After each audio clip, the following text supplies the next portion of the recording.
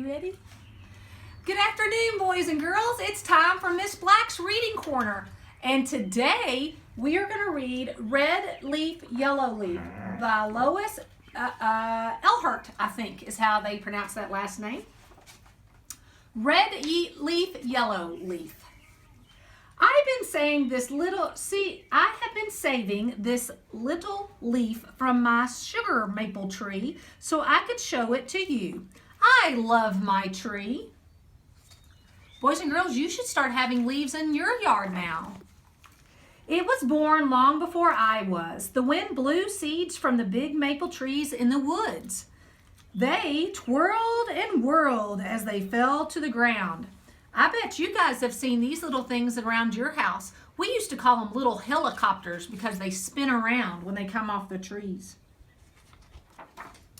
Seeds the squirrels didn't find lay sleeping among the leaves until they were covered with snow. When the spring sun warmed the seeds, they sprouted and sent roots down into the soil. Tiny leaves unfolded on their stems.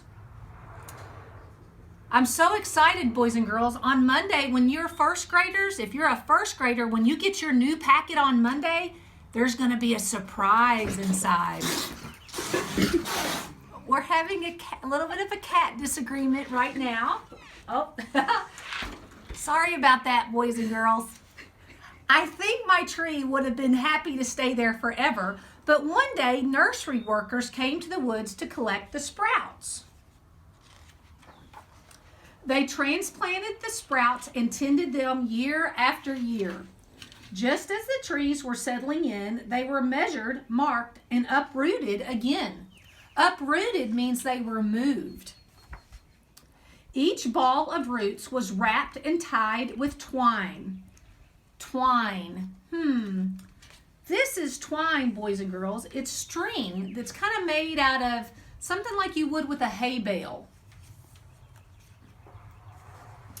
My tree was loaded onto a truck filled with other trees, and they were delivered to the garden center. We went there in the fall and picked out my tree. Dad had a hole already dug, waiting for my tree.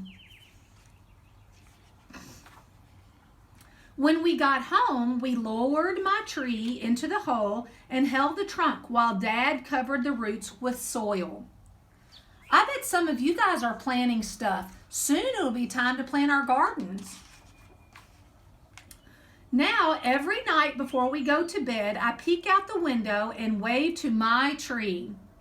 When it snows, I hang up treats for the birds. Each spring, I look for signs that my tree is growing. I wonder what kind of signs that she looks for to see if her tree is growing. By late summer, the crown of leaves is bushy and green. I love it when the tree flowers turn into winged seeds. Boys and girls, can you look at my big tree in my front yard? Can you see how the leaves are just beginning? If you look at this tree, there's lots of baby leaves. But if you look at the tree right beside it, it doesn't have very many leaves yet. Isn't that interesting? How the trees and the leaves grow at different times? If you want to visit my tree, come in the fall. That's my favorite time. Can you guess why? I bet it's because there's so many colorful leaves on it. And then the neat thing about this book is it tells you all kinds of factual stuff about the leaves, the buds on the tree, the roots and sap, its seeds, its bark, and its tree flowers. And it keeps on and even tells you how to plant a tree. So boys and girls, this is a really interesting book, Red Leaf, Yellow Leaf, that's actually fiction, but it has a bunch of nonfiction stuff in the back. Remember, nonfiction is real and things that can really happen.